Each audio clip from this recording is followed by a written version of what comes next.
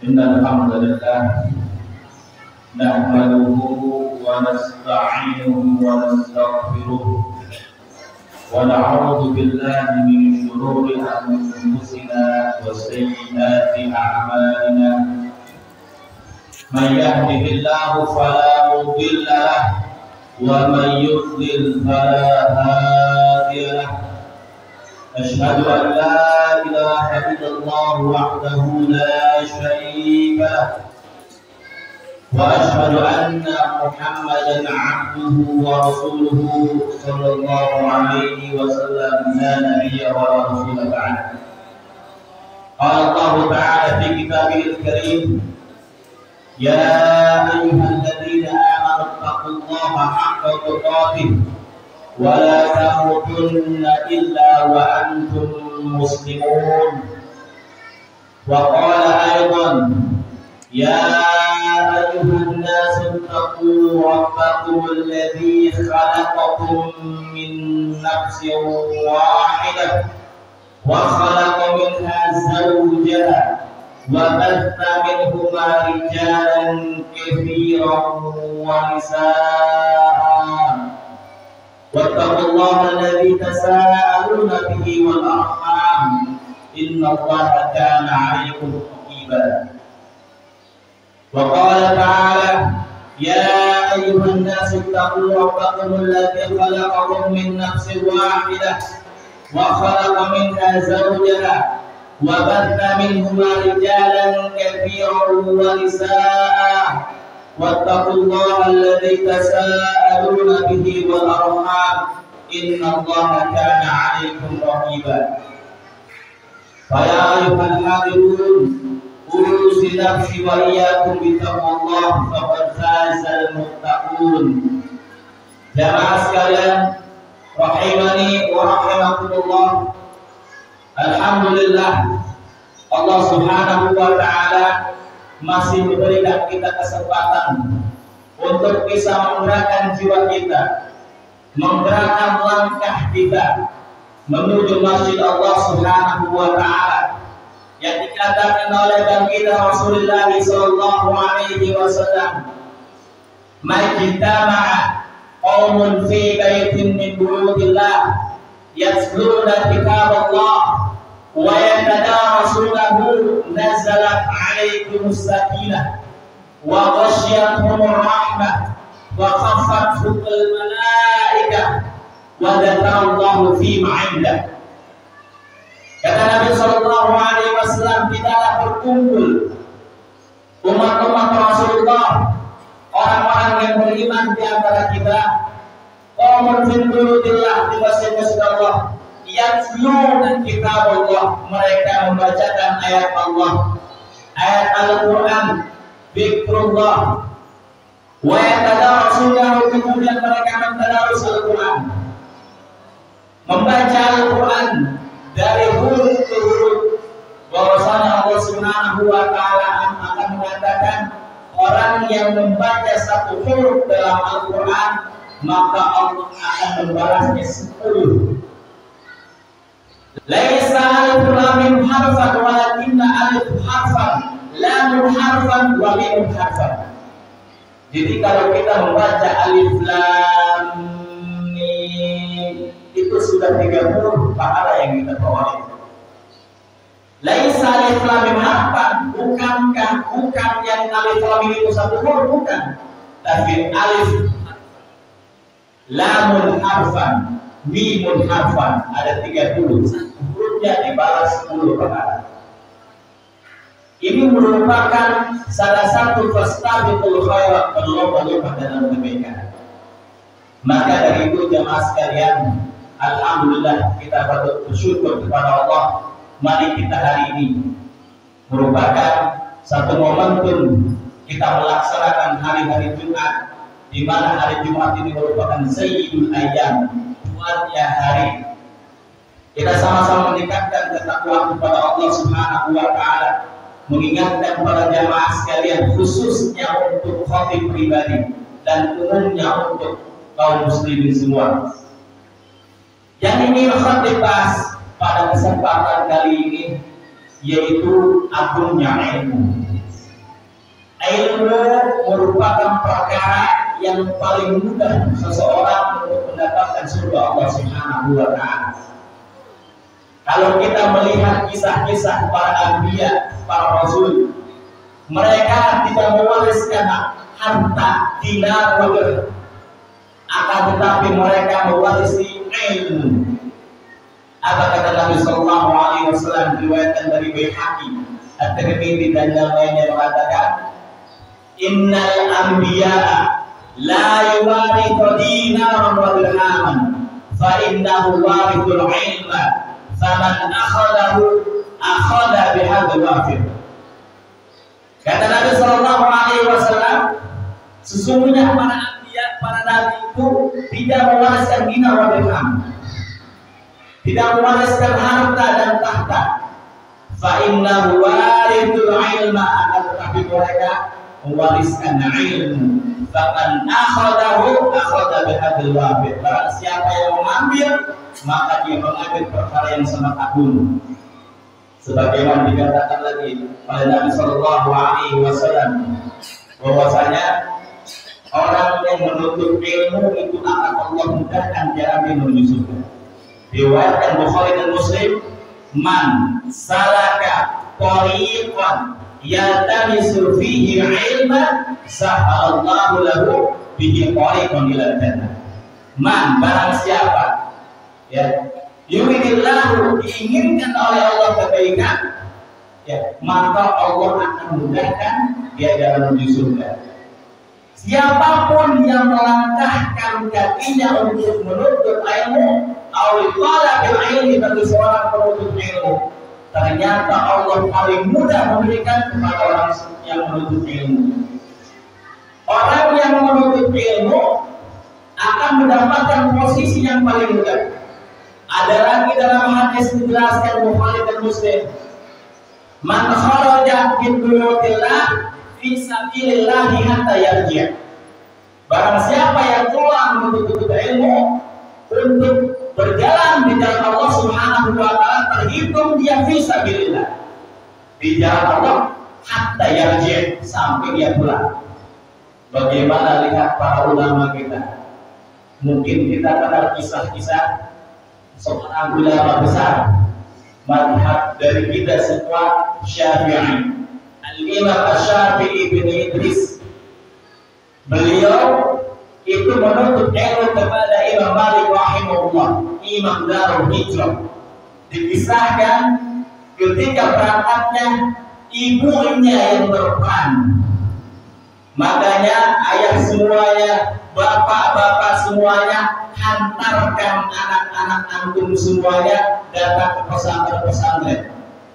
Ditolak bil ilmi, untuk menuntut ilmu. Apakah kita memperoleh ilmunya? Nah, kita akan memperoleh ilmunya. Dari mana kita memperoleh ilmunya? Yang membiayai, yang mensupport, yang membuat semangat, yang memotivasi, sawaun, sama pahalanya di sisi Allah Subhanahu wa Ta'ala. Apalagi sampai anak tersebut menjadi seorang ulama, menjadi orang yang banyak ilmunya. Makanya kenapa detik ini mungkin Allah masih menangguhkan hari kiamat, karena masih banyaknya ulama. Kalau ulama sudah habis, maka Allah sayati yastaruna al-kiamat, akan mempercepat datangnya hari kiamat. Maka Bapak semuanya jamaah yang dirahmati Allah Subhanahu wa Ta'ala, perjuangan kita adalah mendidik di tarbiyatul aulad, mendidik anak. Siapapun mereka punya tanggung jawab mendidik anak, bahwasanya posisi yang paling penting di sisi Allah dan Rasulnya. Apalagi kita kembali kepada Al-Quran surah Al-Mujadalah. Allah Subhanahu wa Ta'ala mengatakan, A'udzu billahi minasy syaithanir rajim. Yarfa'illahu alladhina amanu minkum walladzina utul 'ilma darajat. Allah Subhanahu wa Ta'ala, yarfa'illah, akan Allah angkat siapa mereka amanu, orang-orang yang beriman, utul ilma, dan orang-orang yang menuntut ilmu darajat, beberapa derajat. Makanya kata para ulama dibahas tentang masalah tentang menuntut ilmu, hal yastawil ladzina ya'lamuna wal ladzina la ya'lamun. Apakah sama orang yang mengetahui sama orang yang tidak mengetahui? Tentu tidak. Orang yang banyak mengetahui tentang ilmu agama, maka Allah akan mudahkan jalannya menuju surga. Dalam masalah praktek ibadah pun, dalam masalah muamalah, dia akan paham bagaimana harus action, bagaimana dia harus bergerak kalau paham Al-Quran dan hadisnya. Tapi bagi orang yang tidak mengetahui bagaimana, mereka akan kesulitan melaksanakan ibadah. Walaupun mereka ibadah, tapi tidak ada dasar dari Al-Quran dan hadis, mereka hanya melaksanakan sesuai dengan hawa nafsu mereka, maka akan tertolak amalan-amalan yang tidak sesuai dengan apa yang disampaikan oleh Allah dan Rasul. Jamaah sekalian yang Allah muliakan, begitu besar perjuangan para anbiya kita memperjuangkan agama ini. Apalagi kita kembali kepada tadi Imam Syafi'i, dipendam oleh ibunya, setiap pelaksanaan sholat itu waktu diajak oleh ibunya, ditunggu oleh ibunya sampai sholatnya selesai. Kemudian azam Imam Syafi'i begitu kuat untuk menuntut ilmu, maka dipersediakan oleh ibunya. Kata ibunya mengatakan, ya Syafi'i utlubul ilma ila al-Malik, tuntut ilmu kepada Imam Malik, li'annahu al-ulama al-kabair, sesungguhnya Imam Malik adalah ulama yang paling besar. Pada waktu itu disebut sebagai Imam Darul Hijrah, yang sekarang menjadi salah satu 4 mazhab imam kita. Menuntut ilmu kepada Imam Malik. Ketika datang bertemu kepada Imam Malik, ya Syafi'i hafidna al-Muwatta, apakah engkau hafal hadis Muwatta, kitab Muwatta karangan Imam Malik? Kata Imam Syafi'i, hafidtu, saya hafal. Karena dalam majlis Imam Malik, kalau nggak hafal kitab Muwatta itu nggak diterima jadi muridnya. Saking Masya Allah, artinya diseleksinya luar biasa. Jadi nggak boleh jadi murid Imam Malik kalau nggak hafal kitab Muwatta. Muwatta itu isinya tentang masalah fikih. Kata Imam Syafi'i, hafidtu ya Imam, saya apa? Masya Allah, disuruh masuk ke Imam Syafi'i ke majelisnya, menjelaskan tentang masalah fikih. Ketika itu Imam Syafi'i mungkin memang dari keluarga miskin. Sudah ditinggalkan oleh bapaknya, hanya tinggal dengan ibunya. Yang lain murid-muridnya membawa pena dan buku. Ternyata Imam Syafi'i tidak membawa buku. Ternyata hanya menulis dalam riwayat, hanya menulis dengan tangannya seperti ini. Bahkan ada riwayat lain sampai ludahnya pun dibuat untuk menulis di tangannya, saking tidak punya pena untuk mencatat. Tapi karena punya kemampuan yang lebih dari murid-murid yang lain, dipanggil oleh Imam Malik, ya Syafi'i ta'ata, di sini kamu. Kenapa kamu? Di mana datang itu? Kenapa kau tidak menulis?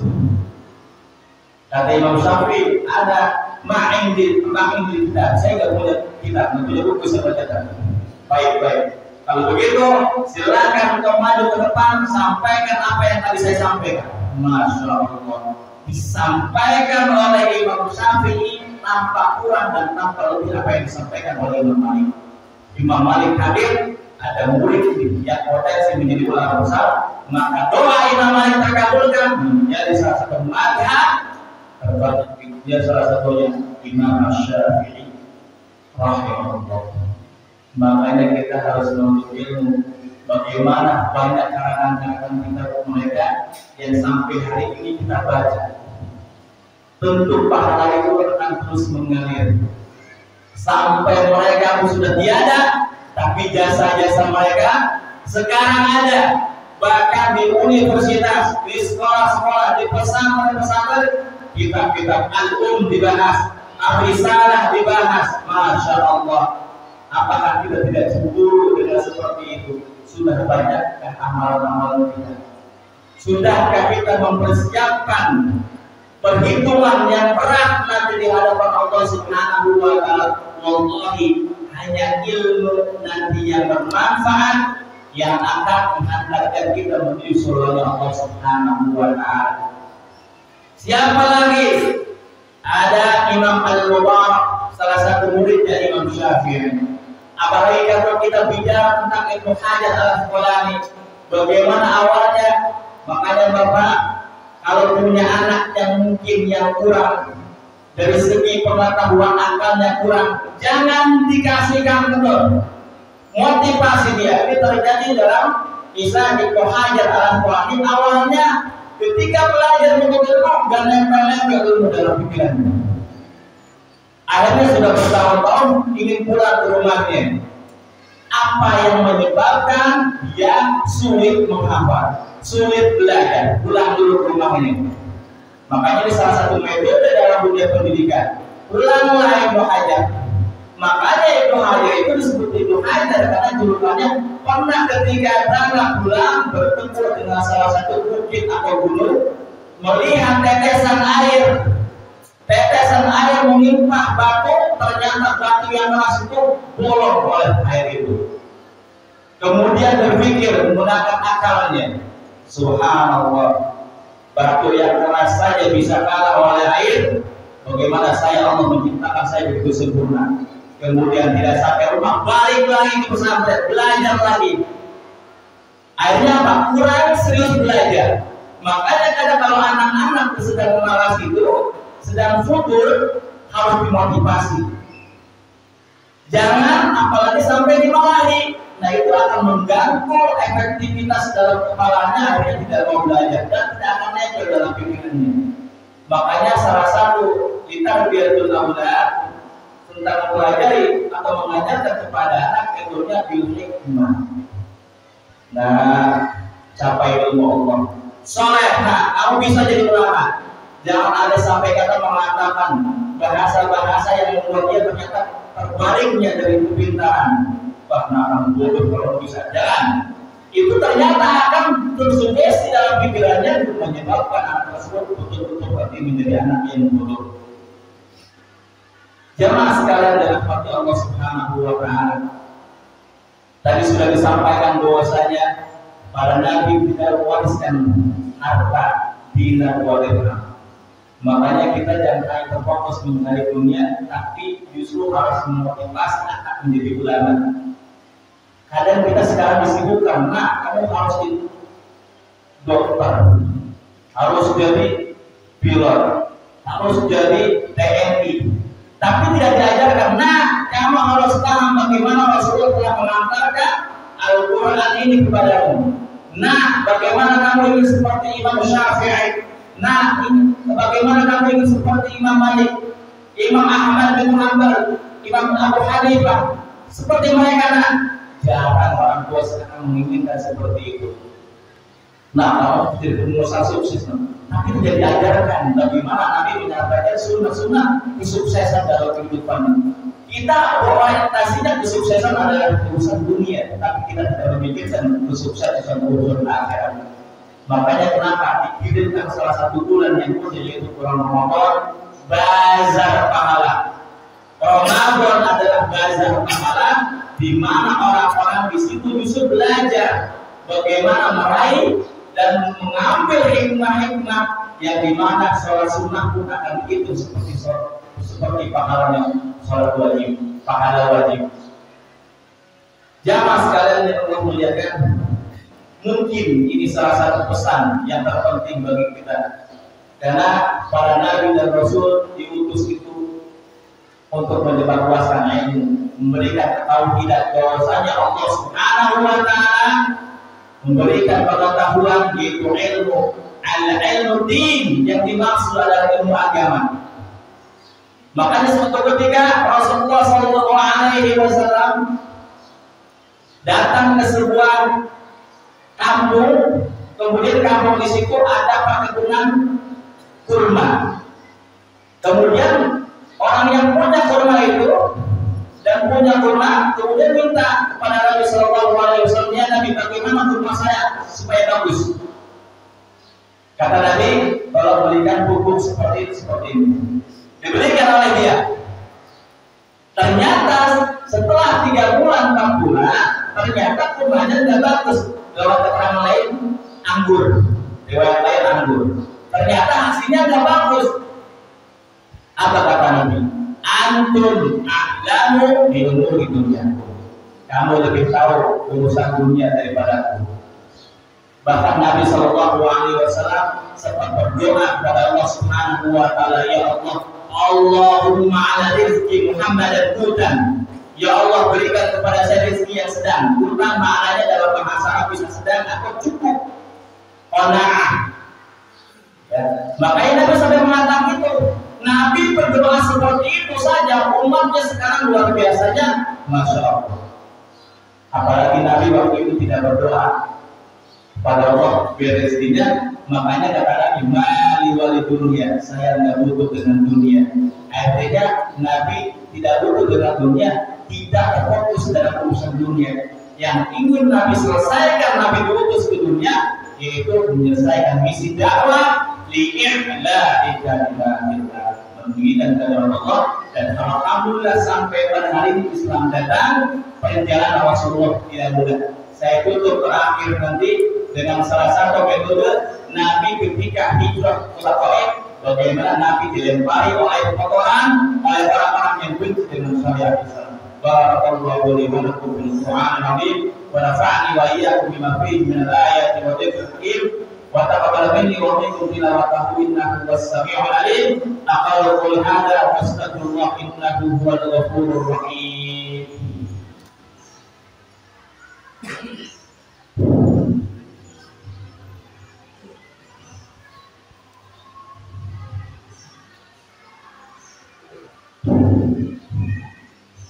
Hamdan katsiran thayyiban mubarakan fihi kama yuhibbu rabbuna wa yarda.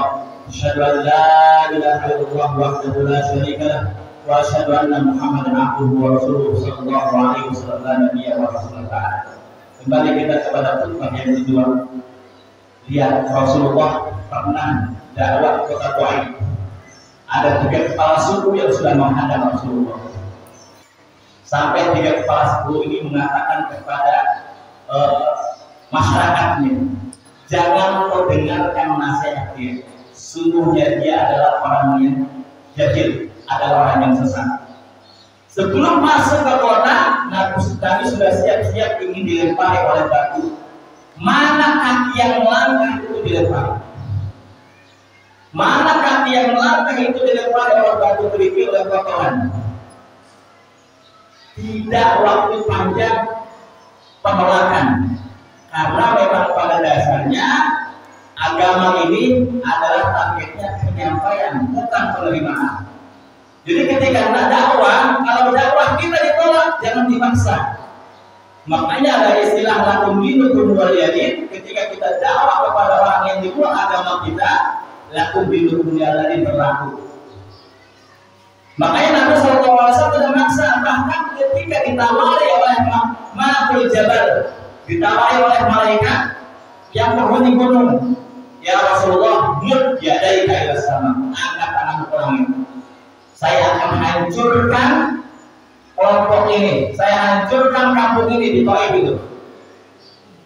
Apa kata Nabi Sallallahu Alaihi Wasallam, punya rahmat, punya kasih sayang? La, fa innahum qaumun la ya'lamun. Jangan, mereka adalah kaum yang tidak mengetahui. Kata Nabi, makanya kemudian ada mustaqim bi ikhwani, kemudian saya rindu dengan saudara-saudaraku. Kemudian mengatakan para sahabat kepada Nabi Sallallahu Alaihi Wasallam, "Bal nahnu ikhwani, bukankah kami ini adalah saudara-saudara?" Kata sahabat. Kemudian Nabi mengatakan, "La antum ashabi laisa ikhwani." Terus siapa ya Rasulullah saudara-saudaramu itu? Kata Nabi Sallallahu Alaihi Wasallam, "Ikhwani humul ladzina lam yarawni walakinna yu'minuna bi." Saudara-saudaraku adalah ketika dia tidak pernah melihatku, tidak pernah melihat fisikku seperti apa, tidak pernah mengenal alamku secara langsung, walakinna yu'minuna bi. Dia beriman sampai hari ini. Makanya kita berkata, sudahkah kita beriman kepada Nabi? Adakah di antara kita yang setiap malam memimpikan, ya Allah, tolong mimpikan saya dengan Rasulullah. Ya Allah, jadikan saya dan anak-anak kami dan keluarga saya seperti keluarga Rasulullah. Adakah yang menginginkan seperti itu? Pernahkah ketika dalam perang Uhud kita melihat sejarah Nabi sampai gigi Nabi itu ada yang patah? Pernahkah kita sedih melihat seperti itu? Wallahi, kalau kita tidak merasa sedih, maka kita akan syukur ketika pun semua kita berjumpa di telaga Uhud diusir oleh Nabi Sallallahu Alaihi Wasallam karena tidak ada cinta mahabbah kepada Nabi Sallallahu Alaihi Wasallam. Minimal ketika sholat Jumat, Allahumma sholli ala Muhammad, Allahumma sholli ala Muhammad, man shalla wahidan sallallahu alaihi wasallam ya asyar. Barang siapa satu sholawat diucapkan untuk Rasulullah Sallallahu Alaihi Wasallam, maka Allah akan membalas 10 kebaikan. Allahu Akbar. Ini membuktikan kita bahwa ternyata ilmu itu penting supaya kita terarah dalam menjalani kehidupan, supaya kita tidak termasuk dalam aliran-aliran yang keluar dari Al-Quran dan Hadis, dan kita diterima oleh Allah Subhanahu wa Ta'ala. Ditutup dengan satu hadis, ada seorang orang tua di zaman tabi'in 60 tahun. Sallu raka'atan sittina sanah la tuqbalu shalah. Dia sholat 60 tahun ternyata sholatnya tidak diterima sebetulnya. Limana? Kenapa? Li'annahu la yusolli fa innaka la tusolli alaihi. Dia tidak melihat sebagaimana aku sholat. Sholatnya sesuai dirinya sendiri, tapi tidak melihat kepada pengertian para madhab. Ambil siapapun imam yang kita pilih, insya Allah itu dibenarkan dalam syariat. Tapi ketika kita keluar dari imam yang tepat, maka la tuqbalu shalah, tidak akan diterima sholatnya.